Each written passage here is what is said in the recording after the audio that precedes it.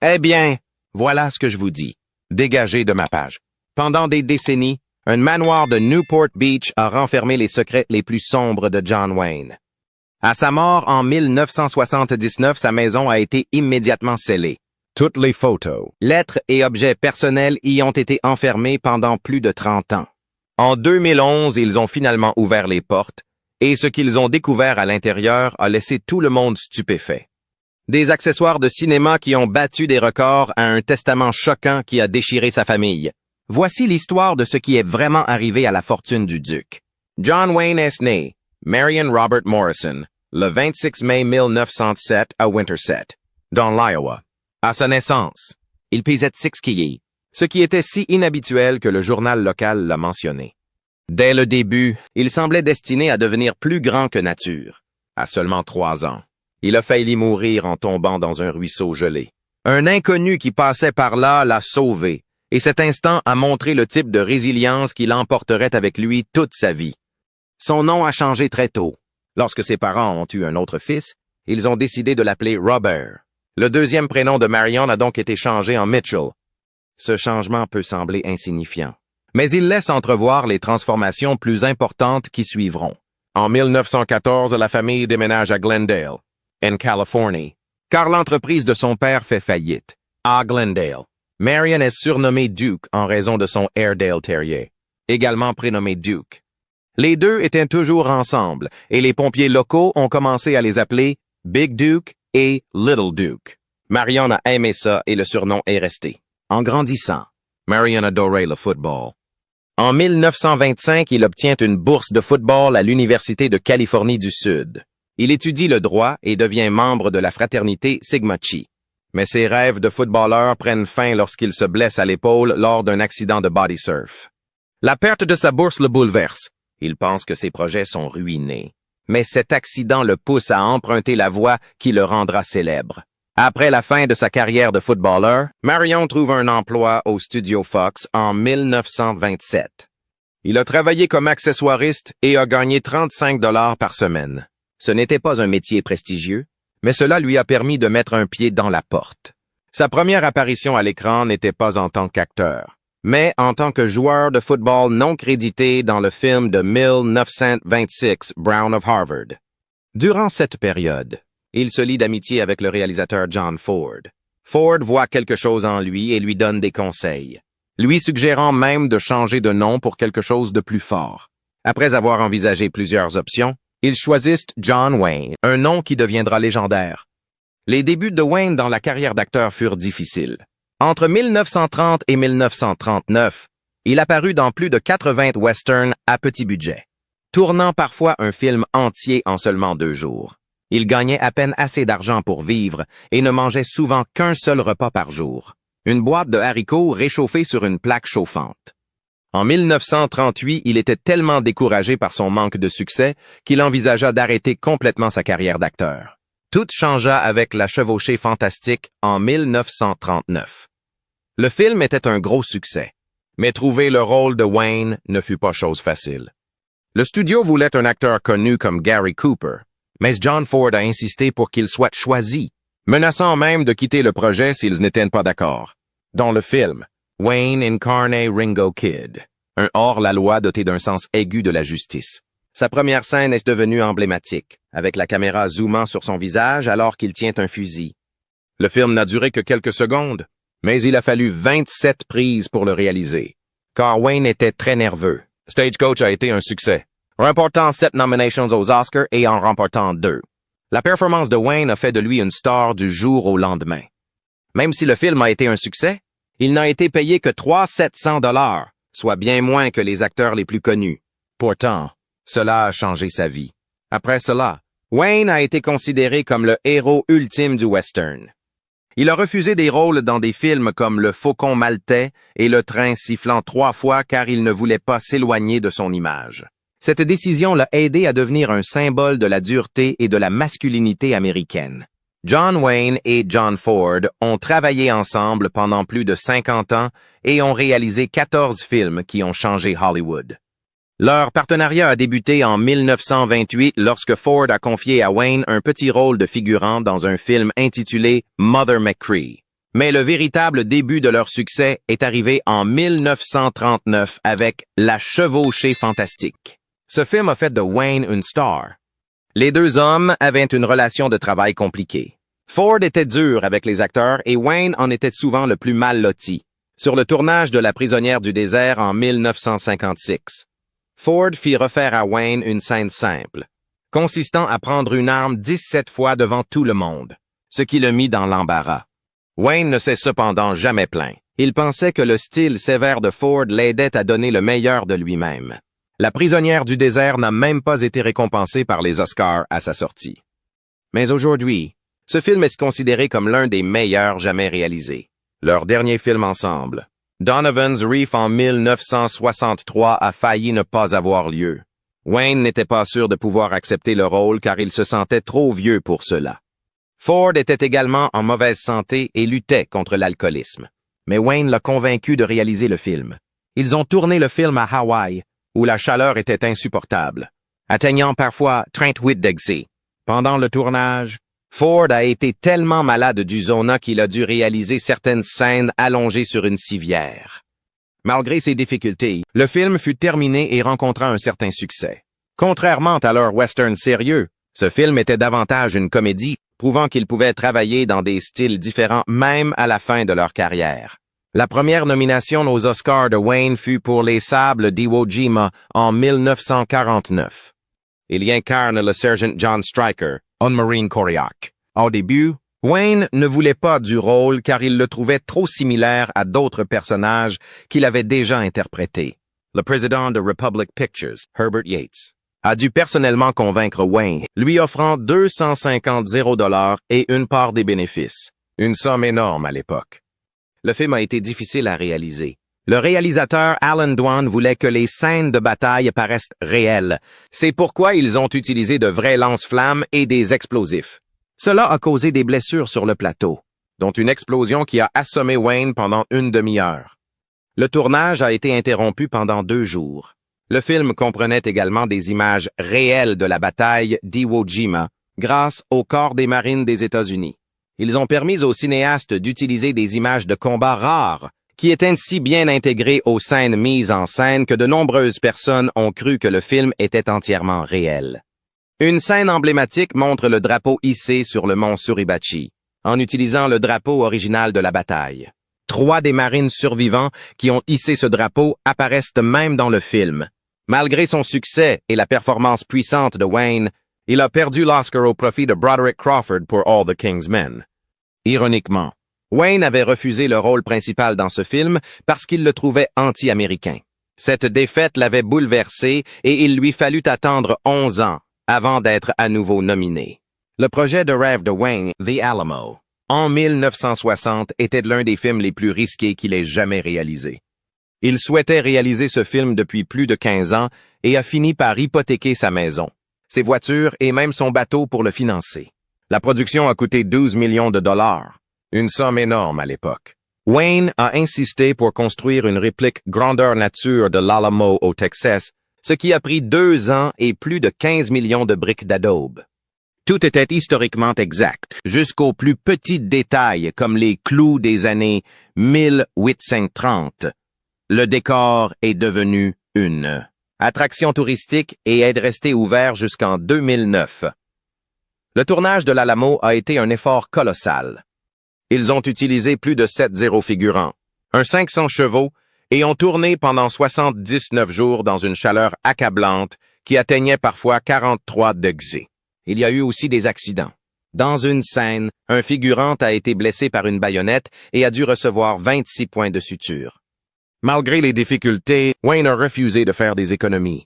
La première du film a été un grand événement avec défilés et feux d'artifice. Bien qu'il ait obtenu 7 nominations aux Oscars, dont celle du meilleur film, les critiques ont été mitigées et le box-office n'a pas couvert les coûts énormes. Wayne n'a même pas été nominé pour le prix du meilleur réalisateur, ce qui l'a profondément déçu. Malgré tout, le film a eu un impact durable sur la façon dont les gens se souviennent de l'histoire d'Alamo. En 1970, Wayne a finalement remporté un Oscar pour True Grit. Il a joué le rôle de Rooster Cogburn, un Marshal américain born. Wayne a failli ne pas accepter le rôle car il se sentait trop vieux et se remettait encore d'une opération pour un cancer du poumon. Mais après avoir lu le roman, il a réalisé que ce pourrait être le rôle de sa vie. Le tournage n'a pas été facile. Il s'est déroulé dans le Colorado, où le froid et l'altitude ont mis à rude épreuve la santé de Wayne. Il a dû utiliser une bouteille d'oxygène entre les scènes. Lors d'un moment de danger, son cheval a trébuché sur une pente raide, le faisant presque tomber. Wayne s'est déchiré un muscle de l'épaule mais a continué à avancer. Pour jouer Rooster Cogburn, Wayne a pris du poids et a porté un cache-œil qui l'empêchait de voir. Il a dû mémoriser les décors pour éviter de se cogner contre des objets. Son jeu était différent de tout ce qu'il avait fait auparavant et le public a adoré. Le film a rapporté plus de 30 et 1 million de dollars et est devenu l'un des plus grands succès de sa carrière. Lors de la cérémonie des Oscars, Wayne a accepté son prix avec une réplique célèbre. « Si j'avais su, j'aurais mis ce patch 35 ans plus tôt. » Il avait la grippe ce soir-là, mais il a refusé de manquer la cérémonie.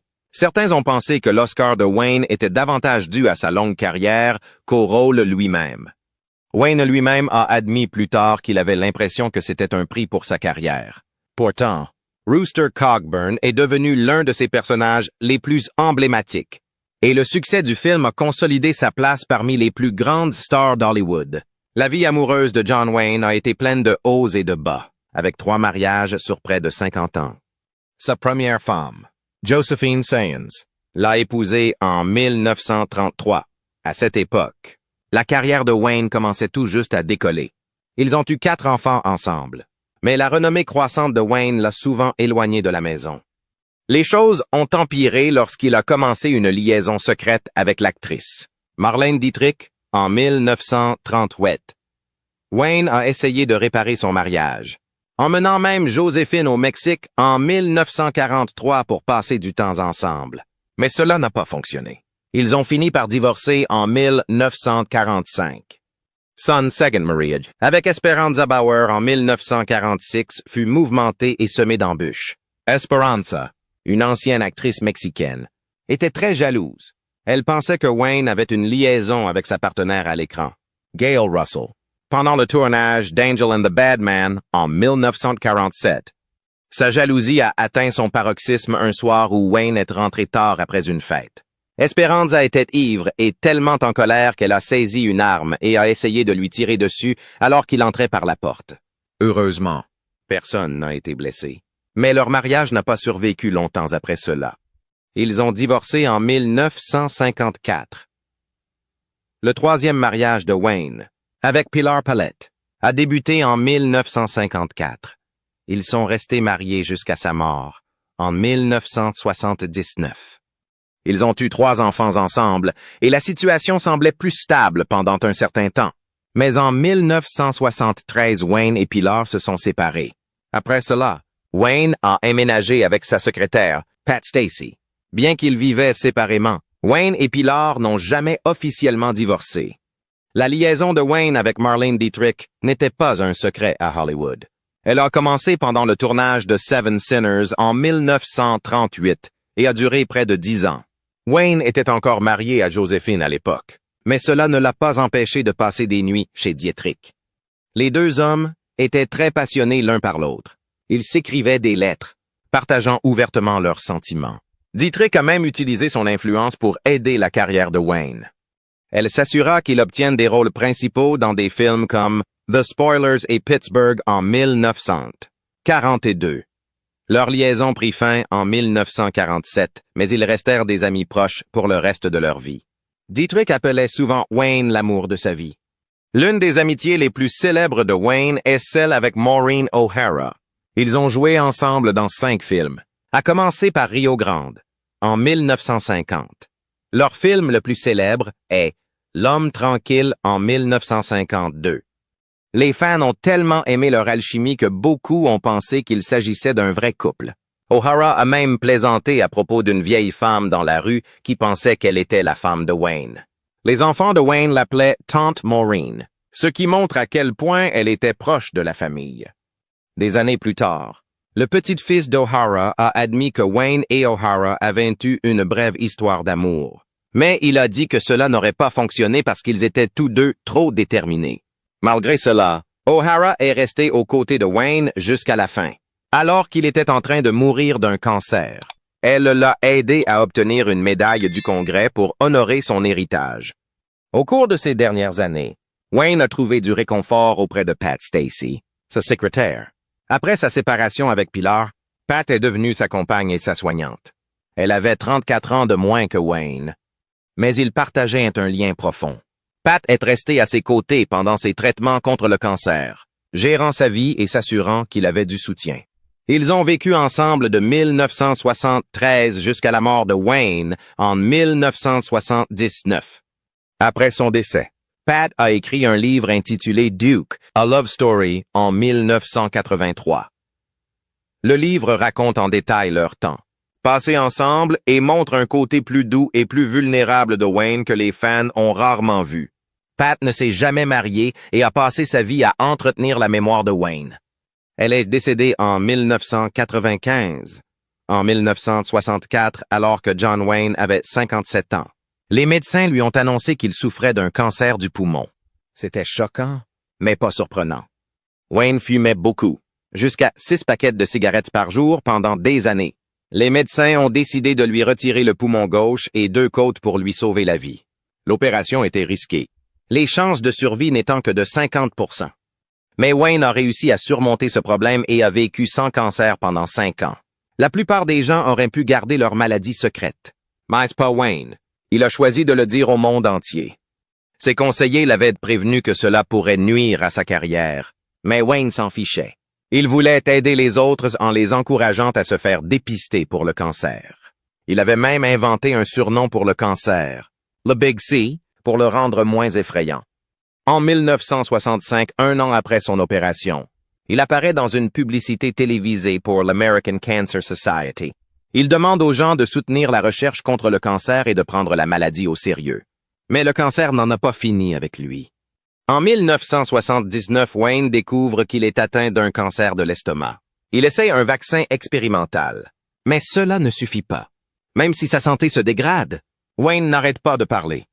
Depuis son lit d'hôpital, il a enregistré des messages demandant plus de financement pour la recherche contre le cancer.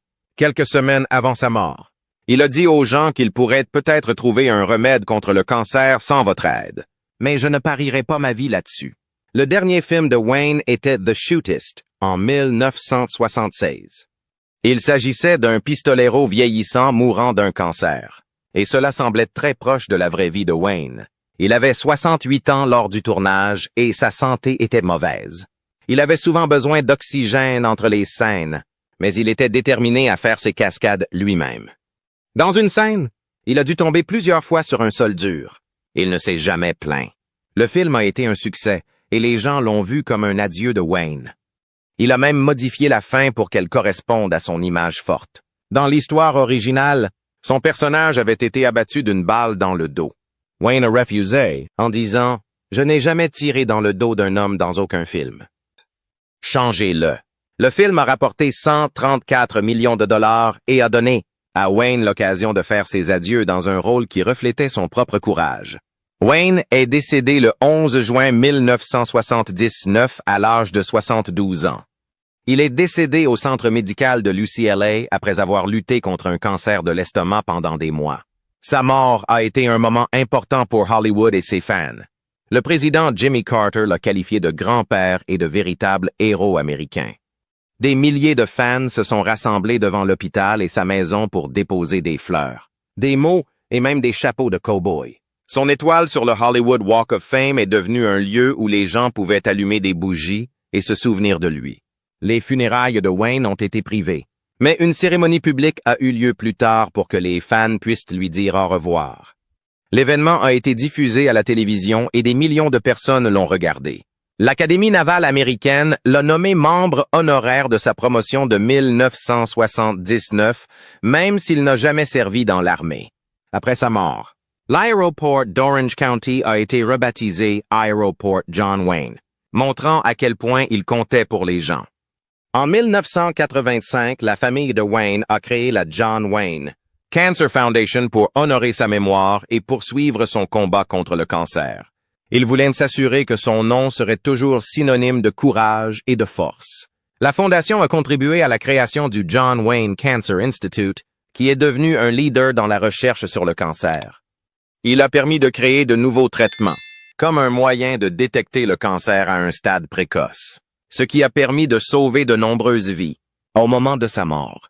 La valeur de la succession de John Wayne était de 6,85 millions de dollars. En 1979, ce qui équivaudrait aujourd'hui à environ 25 millions de dollars. Pour quelqu'un d'aussi célèbre et couronné de succès que lui, cette somme semblait peu. Les gens s'attendaient à ce que sa fortune soit bien plus importante car il était l'un des acteurs les mieux payés de son époque. Cela signifie peut-être que Wayne a beaucoup dépensé au cours de sa vie ou qu'il était très généreux avec son argent. Tous ses biens n'étaient pas non plus inclus dans la succession. Par exemple, il a vendu son yacht adoré, Wild Goose, pour 750 $ peu avant sa mort. Ce yacht, qui était autrefois un dragueur de mines pendant la Seconde Guerre mondiale, a joué un rôle important dans sa vie, et sa vente ajoute du mystère à ce qu'il a réellement laissé derrière lui. Wayne aimait l'immobilier, et sa maison de Newport Beach était l'une de ses propriétés les plus célèbres. Il l'a achetée en 1965 et y a vécu jusqu'à sa mort. En 1979, la maison était située au bord de l'eau, face à l'île de Balboa. Elle paraissait simple depuis la rue, mais était grandiose et luxueuse à l'intérieur, à l'image de la personnalité de Wayne. Après sa mort, la maison a été vendue pour 55 millions de dollars en 1980, un prix énorme pour l'époque. Avant de déménager à Newport Beach, Wayne possédait un ranch de 5 acres à Encino. À 58 ans, il a quitté le ranch pour une vie plus tranquille au bord de l'eau. Il possédait également des propriétés en Arizona et à Washington, ce qui témoigne de son amour pour les paysages différents et de son bon sens de l'immobilier. Un jour, Wayne a plaisanté en disant qu'il avait été judicieux de déménager à Newport Beach des années plus tôt, car à ce moment-là, je ne pouvais plus me le permettre. Lorsque le testament de Wayne a été révélé après sa mort en 1979, cela a provoqué beaucoup de drames. Le plus grand choc fut de ne rien laisser à sa troisième femme, Pilar Paletti. Ils étaient mariés depuis plus de 20 ans, mais s'étaient séparés en 1973, 6 ans avant sa mort. Même s'ils n'ont pas divorcé, Wayne a laissé la majeure partie de son patrimoine à ses 7 enfants, issus de ses 2 premiers mariages. Cette décision a donné lieu à des spéculations sur leur relation et sur les raisons pour lesquelles Paletti n'a pas été inclus. Des années plus tard, le drame a continué. En 2010, la fille de Wayne, Issa, a poursuivi son frère Ethan et John Wayne Enterprises, se disputant sa part dans l'entreprise. Le testament attribuait également aux enfants de Wayne des objets personnels et des souvenirs, mais ceux-ci devinrent également des points de tension. Les désaccords au sujet de ces souvenirs aggravaient encore les conflits familiaux, montrant à quel point le partage de ces biens créait des problèmes durables. En 2011, quelque chose d'étonnant s'est produit pour les fans de John Wayne. Plus de 700 objets de sa vie et de sa carrière ont été mis aux enchères. Ce grand événement s'est déroulé du 6 au 7 octobre au Hyatt Century Plaza de Los Angeles. Les fans et collectionneurs ont eu la chance de posséder des pièces de sa vie personnelle et de sa carrière cinématographique. Beaucoup de ces objets avaient été mis sous clé depuis le décès de Wayne en 1979. Sa maison a été scellée ce jour-là et tous ses biens ont été envoyés dans un entrepôt. C'était comme ouvrir une capsule temporelle après plus de 30 ans. La vente aux enchères comprenait toutes sortes d'objets. Il y avait des costumes, des accessoires, des récompenses et même des meubles de sa maison. Certains objets étaient particulièrement uniques. Par exemple, ses scénarios montraient comment il travaillait sur ses films. Le scénario de The Horse Soldiers comportait des pages pliées pour marquer les scènes terminées. D'autres scénarios, comme Wednesday Morning, étaient bien rangés et parfaits, ce qui montre à quel point il était organisé. Il y avait aussi des objets personnels comme des livres, des vêtements et son dernier permis de conduire. Même une collection de ses foulards colorés, qu'il adorait porter, s'est vendue pour 1755 $. Certains objets ont battu des records. Son béret vert du film, Les bérets verts de 1968, a été vendu pour 179 250 $, établissant un record pour un chapeau de costume. Les gens l'ont adoré car il symbolisait l'un de ses films les plus célèbres. Un autre gros succès commercial a été son chapeau de cowboy, porté dans des films comme Big Jake et The Cowboys. Il a été vendu pour 119 500 $.